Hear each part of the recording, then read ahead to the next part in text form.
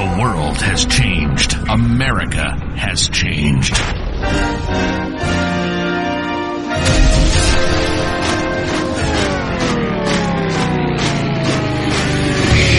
If something were to happen tomorrow, how self-sufficient would you be? Could you grow your own food? Could you sustain your own livestock? Could you survive? This is the We Grow Our Show with Nick and Don. Nick and Don talk about everything from politics to planting. They cover techniques, methods, and tips on how to not only survive, but thrive. Visit the website at WeGrowOurs.com. Lock and load. This is the We Grow Our Show. Get your grow on. Welcome back to the We Grow Our Show, where we try to educate, entertain, and, well, we don't really try anything. We're just having a good time. We act like we're inebriated. Exactly. We had a comment, which we love the comments. If you got negative comments, by all means, we enjoy those too. In fact, sometimes more so than the positive ones. But, yeah, we had a comment. Was it Heidi or Haley? I don't want to call anybody out. We'll go on the website. You find it out. Anyway, said, I don't like it at all. It was very social and they seemed inebriated. Well, that's really hard for a non-drinking, non-smoking Mormon to be inebriated. And Don, you're pretty well dry too. Yeah, I mean, I like to drink, but yeah, not like a fish or nothing. We record at like 5 o'clock right after work, and to get lit between 5 and 5:15, you got to be really pushing it. Yeah, you do. And yeah, neither of us are drinkers, so we're not inebriated, I promise. No, we're just naturally this retarded. You got it. Anyway, this week we've got a great guest on. Yes. Very excited for this interview. This is somebody that I've looked up to on Facebook for a long time. Absolutely. She runs a podcast network. That's right. Has some great podcasts on there. She's got an amazing website with some really good articles. Mm-hmm. And she has really opened up the industry to prepping and women. That's true. Prepping has kind of been it's kind of the boys club. It has been in the past. Stockpiling guns and ammo and MREs, but, our guest is Lisa Bedford, and she's done a great job of bringing women on board. And it's not just, guns and ammo. Now it's canning and preparing the household and how to handle your kids in an emergency situation, how to keep people calm. And she's written a number of books. She's got a lot of stuff going. So yeah. I'm excited to have her on. Absolutely. And before we have her on, I want to do a special shout out this week to our new sponsor. Yay! Yay for sponsors. So we've got a sponsor. We want you guys to try and help us out by helping them out. Butt Out e-cigarettes, the non-smoke shop. They have a couple of locations, physical locations, down on 708 East Virginia Avenue in Phoenix, 6601 North 47th Avenue in Glendale, 401 South Mill Avenue in Tempe, and online at buttoutecigs.com. That's BUTTOUT, ecigs.com. Nice. Yes. Thank you guys for being our first official sponsor. We appreciate it. Helps us do this, helps us keep going and pay for some of the expenses that the podcast happens to incur. Yeah. Woo. Thanks, guys. Yeah. Hey, jacked. These guys have kept me off of cigarettes now. So they've got, I don't know if anybody out there, in fact, I know a couple of you guys out there because you've told me when we did a shout out, long time ago for a couple of different e-cig companies, a couple of people have gotten back to me and said, hey, I'm a vapor too. And, I know it's a big fad, but it's not a fad to the people who've quit smoking after 20 years and moved to these vapor cigarettes. These things that you buy at the Circle K's and these disposable, big tobacco cigarettes is basically what they are with vapor. They suck. Mm-hmm. And when you get into actual vaping and doing that stuff, you're getting flavor, you're getting still some nicotine. I'm almost off of my nicotine completely. I'm down to about the lowest level you can go. And a lot of times I smoke something with no nicotine in it. And I'm not saying this is healthy, but man, you sure do feel better. So if you guys are even thinking of this. I mean, what you were telling me is your cilia actually are fired back up and you're You're not hacking. I'm not hacking. I can walk a lot further without hike up Thunderbird Mountain down here and, not as much. I'm still a fat guy. It doesn't fix that, but, I can breathe a whole lot better than I was. So maybe that'll help fix it now that I can breathe and actually move. Did you say there are some diet program deals? Yeah, there's a lot of people that do this when you have a sweet craving. You can have, I know, Bud Out is actually coming out with a new flavor and it's a chocolate mint. And I got to taste it. I got to taste it yesterday. It's freaking awesome. It tastes like one of those little Andes mints that you get on you know what I'm talking about? Oh yeah. Little Andes. Hey, when you go to Olive Garden, it's not my favorite part, but it's definitely a nice treat walking out the door. Exactly. They've got, all sorts of kind of dessert flavors like that. They've got an orange glaze, cinnamon thing that's just, or orange glaze, whatever they're called, little dude, hand Danish motions. We're being recorded, not with a video camera. Stop with the hand motions. Yeah, they've got all sorts of flavors, and they'll let you taste them for free. So you go in there, and they've got all these flavors set up. You can go in, you can taste it. This is not for kids, 18 plus only, please. And if you're a smoker, stop and just at least try this. You quit for a week, and you've paid for it, for goodness sakes. I mean, it's just, unless you make a hobby out of it, which is kind of what I've done. Yeah. I've noticed you're not exactly making money off of yours. No. There's new gadgets and batteries and everything else going into yours. Yeah, but you can do it fairly inexpensive. I'm a geek. I like to tinker with things. When you start talking about building a coil, I'm all over that. What's Ohm's law? Yeah, I know that. So you start working with your ohms and different gauges of wire, and you can kind of into that, but you don't have to. You can do this very simply. It's easy, and it can help somebody get off a cigarette. So the biggest challenge I've seen most of these guys get is people who have tried it and didn't like it, is they didn't go to the right place. And they sold them something that maybe they sold them on a 3 milligram nicotine level, and they happen to smoke 2 packs a day. It's not even close to equivalent. So you've got to find that balance and give it a little bit of time to find what's doing it. Anyway, enough on e-cigs. Thanks guys, over at Bud Out, Matt. I appreciate you guys sponsoring us. So yeah, thank you very much. Yeah, go give them a like on Facebook or something. All right. In fact, give us a like on Facebook. Huh? Yeah, while you're there. Yeah. Facebook.com/WeGrowOurs. Anyway, on that note, next up we'll have Lisa Bedford. On the line with us, we've got Lisa Bedford, the survival mom. How are you doing today, Lisa? I'm doing great. How are you? Doing great. Even better now that you've joined us. I'm really excited. I've actually been following your blog and your Facebook page for quite some time, and it's a real treat to get to talk to you. Well, thank you. Thank you. I'm happy to be here. And I believe you used to live here in Arizona. Is that recently changed, or are you still here in town? Yeah. No, my husband actually got a job in Texas, and he moved here last August, and the kids and I followed a short time later, and we're all settled in. We don't have every box unpacked, but we're getting there. Yeah, I think that I moved into my house like 5 years ago, and there's still boxes we haven't gotten to. Yeah, same with me. Yeah. Every time we move, I don't unpack. So, Oh, it's prepared for the next move, right? That's preparedness. Yeah, we had start.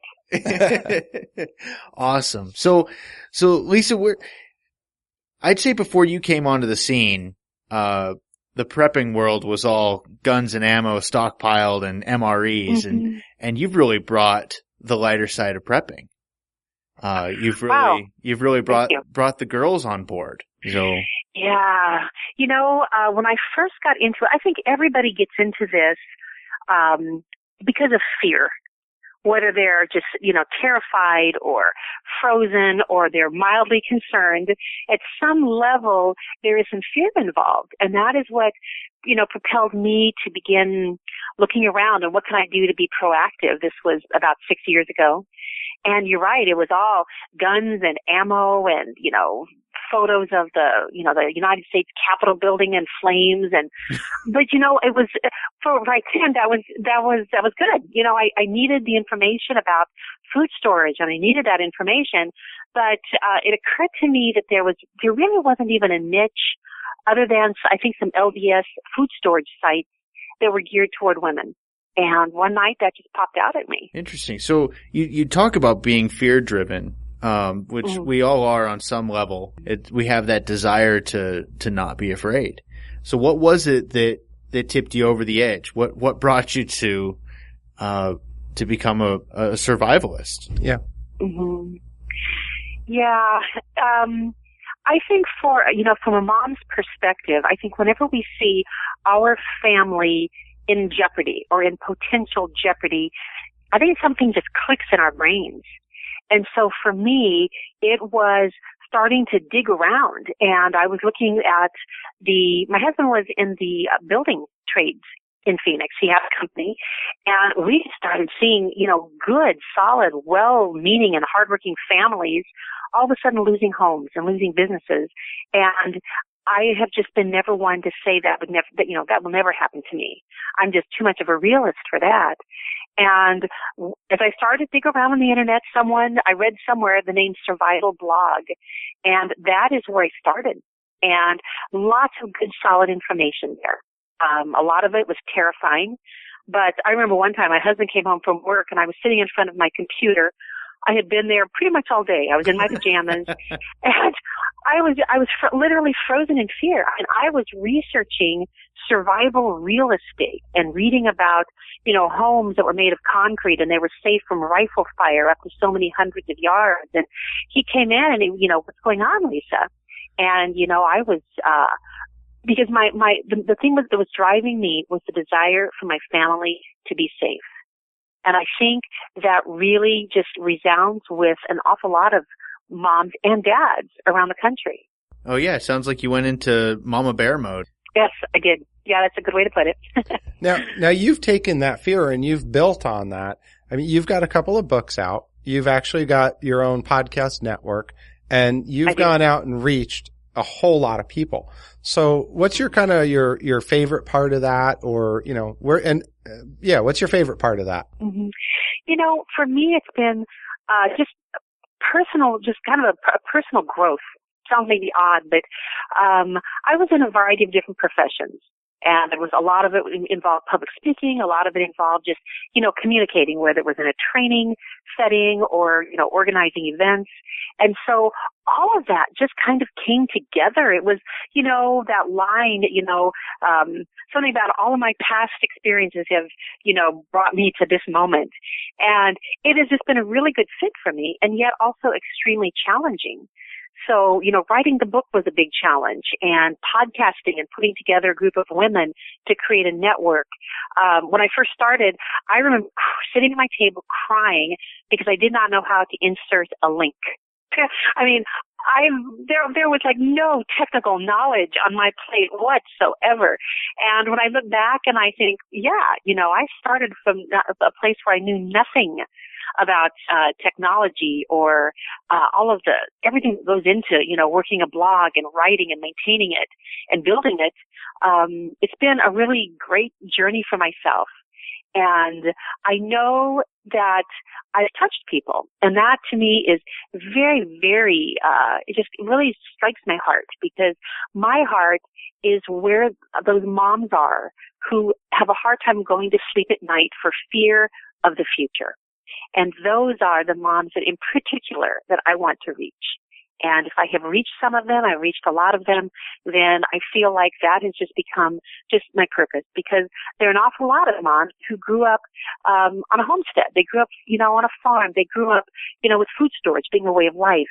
But most of them didn't. Right. And for those moms, they don't know what to do next. They've never heard of storing food or what to store, how to store it, where to store it. And that really has, that's where my heart is toward that group of moms in particular.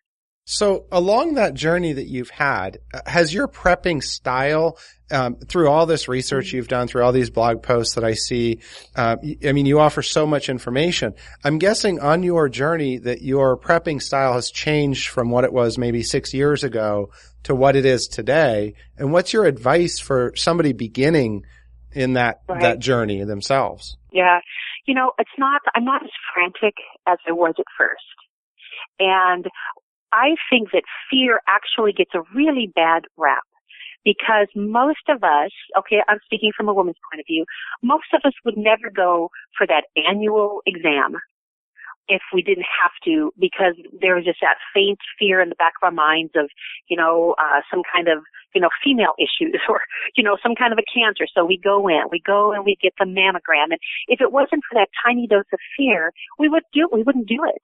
And fear actually propels us, it compels us to do some pretty smart things. Mm-hmm. And I think that for a lot of people getting into the whole prepper mindset, it's okay if you're starting out in fear, because if you weren't afraid of something, economic collapse, EMP, just the general direction of the country, whatever, you just want to be ready for emergencies, whatever the case might be, that little bit of fear is making you do something really smart. And as far as prepping, what we're doing as a family, we're not a whole lot has changed, except we do have an awful lot of pieces in place. And we're not there at all. But I mean, we're 6 months ahead of where someone is who's done nothing. And that's where we started out. And I think that one of the first things that can be helpful to families is to have a talk with the people who are going to be involved with this. So a husband and wife chat, maybe bringing in older kids, grown kids, to see how many of us are on the same page. Because a lot of us, we hide our fears. And things that I'm worried about, Don, I don't really just go and broadcast everywhere. And so for all anyone might know, their loved ones, their very best friends, their closest confidants are also feeling those same twinges. And so one of the first steps is just kind of broach the subject, hey, how do you feel about the direction of the country, and what do you think may happen in the future with, one threat or another. And if someone just says, hey, I'm not there at all, that's fine. But I think that all of us are stronger when there are more of us working together toward the same goal. And along with that, just simultaneously, comes the need for gathering information. And just one piece of advice that I have given is for someone, no matter where they live, is just begin thinking, what is the most likely natural disaster where I live? What's the most likely one? Not all of them, but just, pick one that, you could see happening in the next 2 or 3 or 4 years. And then ask yourself a second question, what is the most likely extreme weather event? All right. Just think that through. And then the third question is, what is the most likely man-made disaster? And then finally, what is the most likely personal disaster? And that could be losing a home, losing a job, losing a business. It could be a devastating medical condition. And you put all those together, and now you have a really short list to work from. And I find that a lot of times when those fears just kind of come upon us, it's like walking under this big gigantic black rain cloud. And there's nowhere to run, and you really can't identify, well, how do I get away? How do I, what do I do next? But if you just kind of, first of all, see if anybody else is on your side. Do you have anything, if there's just one other person, you have a team. And then just look at this really short list and say, okay, out of this list, 4 events, maybe 5 events, what do we want to prepare for first? And things just start falling into place once you identify and answer that question. I can attest to that. It was funny. I faced I call it a personal economic collapse. I was probably going to lose my job. That's what I felt. And I had to approach my wife with this. And instead of saying, honey, I might lose my job, I kind of went the other route. I said, hey, we don't really know where anything's going. Why don't we prepare for the worst? And that little bit of communication sparked something so awesome. Within 20 minutes of starting it, we went through guns and ammo and food storage and producing our own food and things like that, to my wife wanting to buy a couple of Connex boxes, the big shipping containers, get them rhino lined and bury them in the backyard. So yeah, that's awesome. I found out how awesome my wife was. So I love that.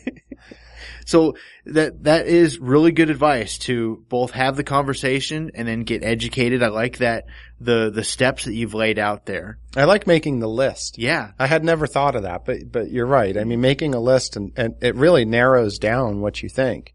Oh yeah, and it lets logic play Yeah. a part of it instead of letting your imagination go wild of all the things that could happen. Yeah, absolutely. Dinosaurs could come out of the earth and we could all be screwed. Yeah.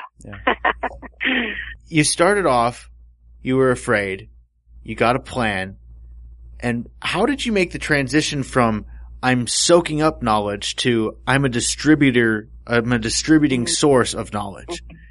I mean, Yeah. you've become an icon amongst preppers. Wow. And Well, thank not you. only moms, but I mean, I love your site. Oh, thanks. Thank you.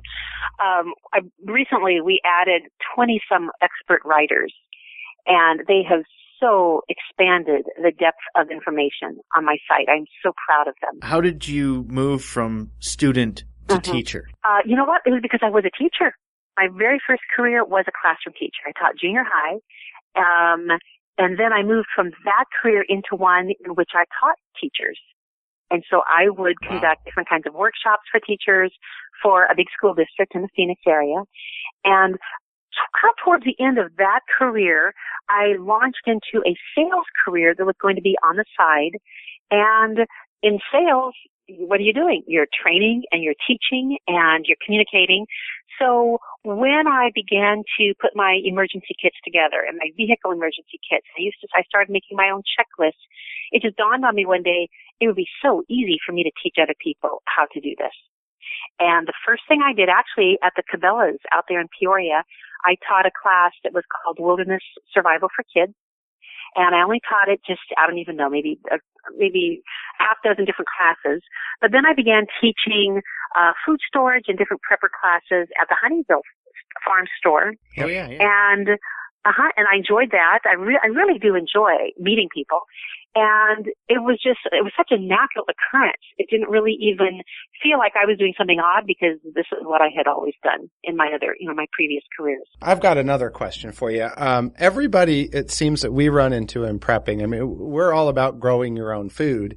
And my passion is to use aquaponics to grow a garden. My wife is into the goats for the milk and the essential oils. She loves her essential oils, and she's actually getting me on board with that. I know Nick is into the rabbits and meat rabbits and the food storage systems, the live food storage systems that he does. His wife enjoys canning. What's your favorite type of prep that you've run across doing this? What's your passion about in prepping? Oh, wow. I don't know that I've ever thought about it that way. I know when it came to food preservation, the very first thing that I ever tried and continued with was food dehydration. Mostly because living in Phoenix, just having these big, huge, gigantic pots of boiling water on my stovetop, for an entire afternoon, whatever, in the summer just didn't appeal to me. And so I was a little late to the whole canning scene, whereas I could just, turn on my dehydrator, let it run overnight, and, bingo, I have dehydrated, mushrooms or tomatoes or whatever. So I've always enjoyed that just because it was so simple to do. But other than that, I think my passion right now, it seems to be just kind of just learning more. I recently completed a CERT training class. I was looking at another class that's being offered by the city of Houston. Actually, it would be a little bit of a drive for me, but they are in need of volunteer chaplains to go to homeless shelters and things like that. And I'm putting that in the back of my mind. So I'm just kind of thinking of, what else can I do? I never rest. I can never rest. I guess the podcast network right now is a really big project for me. I didn't realize how much it had grown up until about maybe a month and a half, 2 months ago. And so just keeping all these things going. One day, it's like realizing, oh my gosh, I have these podcast deadlines. And then the next, that afternoon, oh my gosh, I've got to edit these articles. So it's turned into a business, even though that really wasn't my original intent. So balancing that with actual prepping is something that I have to keep an eye on. Oh, I hear you. We started this as thinking it was going to be fun and it is. We have a blast doing the podcast, but there's some work involved in it too. So, and I know you run another 10 people in there that you help manage and put all together. I can't imagine doing that. I mean, that just sounds like a full-time job. I can hardly handle one podcast. So now I do have to ask you, I don't know if you've heard of this, but just the other day I had talked to a company called Harvest Right who sent us some samples of freeze-dried food that they have this little home unit, and your dehydrator kind of thing brought me to that. Have you tried any of those freeze dryers yet? All I have heard about them is their very high price tag. They are. Does this one have a little lower price tag? 4,000. Yeah, right around 3,500, 4,000. And I'm looking at it thinking, okay, well, over a year, we could probably, in the food we throw away or that we compost or give to our chickens, frankly, because we don't usually throw anything away, but we could save probably, a good $2,000 a year doing that. So definitely something I'm interested in, and I'm hoping that I'll see something on your site around that soon. So. Oh, yeah, maybe they'll just give me one to test and then keep for my very own. But, there you go. At some point, I know when I was teaching out at Honeyville Farms, and then I began to buy products from Augustin Farms and Thrive Life, one day I was sitting at my kitchen table and I looked at this big number 10 can of dehydrated green onions. And I looked at that and I said, okay, Lisa, how many green onions would you have to grow to fill this number 10 can? Right. And I think that can was less than $10. So what I am doing with food storage and food, and preserving food is I'm looking at that, saying, all right, how much time is involved? What's the money variable? And then making my decisions from there, because sometimes it just doesn't make sense. Yeah. Growing food is way more difficult than it looks. And I mean, it might take 2 or 3 or 4 years, maybe more, to really get a thriving garden where you can say, okay, we have enough food now, for today, and then we have enough to preserve, whether it's by canning or dehydrating, for tomorrow. So I just try to be practical and say, you know what, I'm going to buy, those cans of, the cans of mushrooms or the cans of whatever, because it just makes sense to do that. But then there are other things where it does make sense to do your own canning and dehydrating. And I think we just all have to look at different factors and go from there. Yes. That's good advice. It is good advice. And that's one of the things that, we talk about is you got to have stored food ready to go. In the event of an emergency, you need time to get other things going. And one of the reasons we came together is unless you have the ability to store years of food, you're going to have empty shelves. Right. There has to be a way to resupply. And honestly, in the middle of the desert, I'm sure that you've had experience some way or another with gardening in the desert. It's not exactly easy. No. Now, Phoenix has 2 growing seasons. And if you can get your soil together and you can find where in your yard to position your garden, you can do pretty well. But every location has its drawbacks. So now where we are, we have these incredibly huge, massive trees, pines and oaks, and our backyard is basically perpetually shaded. So our challenge now is to do our research. Okay, here we are and, we're in the northeast of Houston. What can grow here in the shade with the soil that we have? And it's a whole different ballgame. And years ago, a farmer told me that, he said it takes 10 years to get to know your land. And of course, he was growing food on a much bigger scale, but that was exactly right. The first year you plant A, B, C, and D, and none of it grows. Well, what did we do wrong? Well, there's 1 year under your belt. It doesn't take long, for 4 or 5 years to move on until you're finally thinking, okay, now we know the varieties of tomatoes. We know where to plant the onions. We know when to pull up the garlic. And it takes, it's nothing you can do quickly, that's for sure. Yeah, no, I understand. I mean, just watching the first year, you're supposed to watch where the water goes. And that's a big thing in permaculture. That's why I could never get into doing that. I moved into aquaponics and I grow all of our food year round and I don't have that problem. Right. So, it's just a lot easier for me. I enjoy the tinkering more than the gardening aspect of it. I like the tinkering and the getting a system to go and that whole chemical balancing thing. It just makes sense to me. It's more fun than working a hoe. Yeah, it really, so I completely understand where you're at. So Lisa, again, I just want to kind of thank you for coming on. And I want to leave our listeners with a little bit more advice from you when they're getting started. Your number one piece of advice or your number one question and answer maybe that you're getting. One question, I know one question that I have gotten for many years is, how do I get my family on board? And I touched on that a little bit, where you just kind of start, bringing up the subject. Because there may be people around you who they may already have, 3 months of food storage. Maybe they're raising rabbits or chickens in the backyard and you don't even know it. So I would say just do not be so fearful about just talking with others about it, because you're not giving anything away. I think sometimes a lot of the experts in this field have created such a high level of paranoia that it actually can work against us. And, I would suggest, getting into places where preppers would normally go.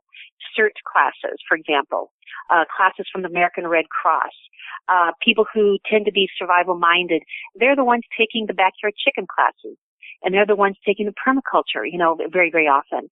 And so rather than just being so worried about, what someone's going to say and they're going to take everything, I would just suggest, if you really are interested in joining with people around you, worry less about, how can I talk my family into this if they're dead set against it. It's like trying to talk, a lifelong smoker into giving up cigarettes. Right. And you can present all kinds of evidence and charts and graphs and gross-looking photos, but it's not really going to convince them. And so see what you can do to reach out to other people, and that would be a really good starting place. Well, as a lifelong smoker who recently changed and doesn't smoke anymore, I understand what you're saying. So, Lisa, the Survival Mom website, where else can we find you, and where should our listeners go looking for you? Oh, well, thank you. The website is thesurvivalmom.com. The podcast network is survivalmomradio.com. My book is called Survival Mom, and it's on Amazon, and it's online at the different book selling websites like Barnes & Noble. And you can get it from bookstores. If they don't have it, I know they'll order it for you. But I appreciate your very kind words, because, sometimes when you're doing something you really are enjoying, I don't really have a concept, other than, some people commenting on my blog or they send me emails, that anyone is even reading stuff. And so it's a good feeling, actually, to hear from you and know that there are people reading and listening. I appreciate that. Absolutely. I'm glad you're doing it, because like I said, I learn every day. You have helped to get my wife on board into the whole movement too. Oh, we talk about that communication, and, I say to her, hey, why don't you go check out this site? There's some things on there like the essential oils. This is something that you posted a recent article about, 5 essential oils you should have in every purse. And that's one of those articles that draws my wife in and helps support that. My wife is supportive of the prepping that I do anyway, but it really gets her more involved with me. So I just appreciate you taking the time to do it. Yeah. And after I read the article, I bought myself a purse. No, just kidding. I needed a purse to put the oils in. I don't know. And, Lisa, one other thing. What's your Facebook page? Oh, you're going to have to look on Facebook for, I think it's just, The Survival Mom. Okay. I will. I have not been able to get the personalized Facebook page, and I don't know what happened, but anyway, The Survival Mom, and I'm there. Mom. Okay. And I will go ahead and get links to all of that, your radio network, your webpage, your book, and your Facebook and Twitter and everything else I can find on you. We will go ahead and post that on our show notes at wegrowours.com. All right. Thank you very much. I appreciate it. Well, Lisa, thank you so much for joining us today, and we look forward to hearing from you again. And maybe the next time you got a book coming out, you can give us a call. We'll get you back on the show. All right. Thank you. Hopefully that'll be in the next month or two. Ooh, there we go. Yay. All right. Great. It's a date. That was fun. I really like her. It's a good segue from one thing to another. That was fun. Oh, it was. It was. Oh, it's cool because you read somebody's blog and you go through all of the stuff that they've done and you put them up on a pedestal. It's like, oh man, this is the source. This is where girls with kids go to really learn something about prepping. And this is where, all of these things. And this is a great source of information. It's not just girls with kids that go there. Well, Survival Mom. Okay. I'm just saying, as far as there's places where you can go and get advice on what guns to prep. Yeah. You've got, she's got reloading places. You've got all of these things, but she covers some things that the guys aren't thinking of. So I say moms with kids, girls. It's a girl's perspective. I'm sorry, I don't have that ability to get a girl's perspective. I've never been one.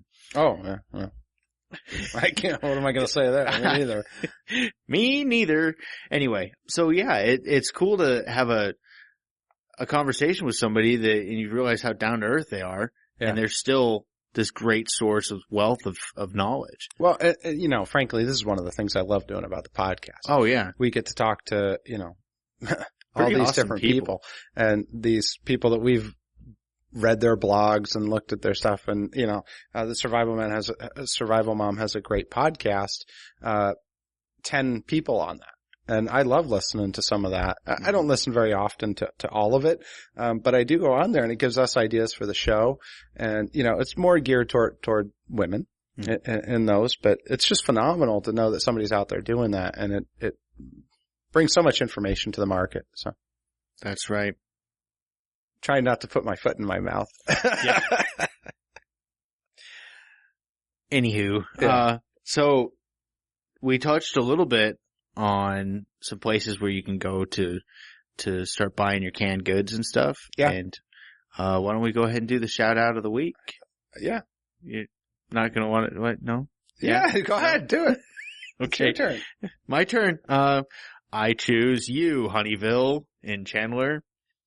Honeyville's a great place. There's actually some classes that they give down there. So if you're in Arizona and you're close to Chandler, or even if you're not close to Chandler, Honeyville's a great place to go to get all of your canned foods and things like that. Yeah, Lisa said she taught a couple classes out there. That's right. That's right. right. They've taught a lot of survival-minded classes, a lot of homemaking classes, as well as homesteading. They're down at 33 South 56th Street in Chandler, Arizona. My mind serves me. That's just south of Ray Road. Yes. Yeah, you can find them at www.honeyville.com. So, shout out of the week, Honeyville Farms. And I love that place. I wish it wasn't so far away from me because I really like going in there. There's always something you want to buy. Well, let me know because I drive by there almost every day. Do you? Yeah. I just stop in and buy you stuff. Well, and we try to prep at home and we do all this. We go out and we buy like the freeze-dried food, and we were talking about that home freeze dryer. Part of the reason I want one is because we go through a lot of freeze-dried food. We'll go in there and buy a 3-month supply, and my kids eat it all. Well, yeah, they love it. It's dangerous, not dangerous, but it's, if you don't add water to it, you don't fill up on it. And so you'll just be nom, nom, nom, but they're eating their vegetables. Yes. They'll get freeze-dried broccoli and just munch away on it. And peas, they love peas. And in my opinion, it tastes better than any potato chip you could ever eat. I know, that's the thing. You get all this freeze-dried food. So we go down there, and the other day I went and I looked, there was one of our boxes of food open. I was like, what? We had this cheddar broccoli soup that we had gotten. I think it was from Honeyville. This cheddar broccoli soup that was just amazing. It's all gone. My kids ate it all for lunches. They keep going in and cooking all this soup. So I got to make another trip down there and let me know what you want and I'll stop by. I will. I'll give you a whole shopping list. It's going to be your credit card though. Oh, well, that's no fun then, is it? I was going to say, buy me a year's worth of food, Nick. Yeah, that'll happen. Yeah. That'll be the day. No, so, we've also got another announcement I want to bring up today, and that's the film screening. We've kind of talked about we're going to be doing a film screening. Now we've got a date. It's August 23rd at 3 p.m. So mark your calendars down. It's a Saturday. Okay. Yep. We're going to kind of do a matinee. It's going to be a matinee. We're going to do screening of the movie Food Patriots. And again, this is kind of following a family that has decided to make a 10% change in their life. And they go out and they interview some other people and go around and visit some different farms and see what other people are doing. But it's really their story on how they did this and why they did this and the change and the impact that can make. So the reason we're doing this isn't just to show the movie. We're going to try and raise some funds for a good cause. And our cause this time is Gompers Rehabilitation Center. That's where the screening will be. This is down on 27th Avenue, right near Bethany Home. We'll put all of the details up. It is free to come. We're going to have limited seatings, but it is free. So what we're doing is we're just asking, come on in.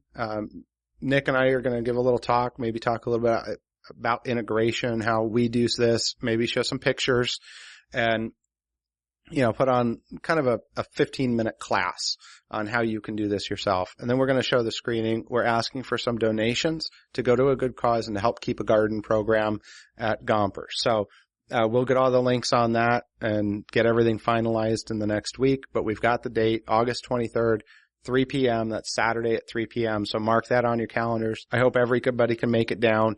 If you can donate $1, great. If you can donate more, we'd love to see it. And it's going to a good cause. Let's keep the garden program at Gompers, help them improve that. Maybe even put an aquaponics system in for them. Ooh. Yeah. Would that be nice? That would be. All right. What else, Nick? That's pretty much it. Thank you guys for tuning in or clicking on, I guess. There's really no tuning into podcasts. Good point. Well, thanks for clicking on. Yeah. Check us out, prepperbroadcasting.com on Monday nights. We do a live chat.